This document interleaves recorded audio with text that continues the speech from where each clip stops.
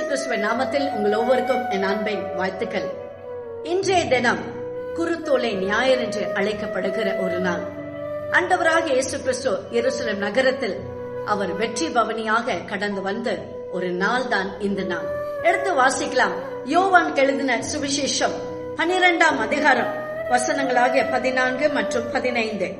அல்லாமலும் சீயோன் குமாரத்தியே, பயப்படாதே, உன் ராஜா கழுதை குட்டியின் மேலும் ஏறி வருகிறார் என்று எழுதியிருக்கிற பிரகாரமாக இயேசு ஒரு கழுதை குட்டியை கண்டு அதன் மேல் ஏறி போனார். தேவ ஜனமே, அன்றைக்கு ஆண்டவராக இயேசு கிறிஸ்து அவர் எருசலேம் நகரத்திற்குள்ளாக வெற்றி பவனியாக அவர் வரும் பொழுது சீயோன் குமாரத்தியை பயப்படாதே என்று சொன்னார். அதே ஆண்டவர் மீண்டுமாக அவர் வரப்போகிறார்.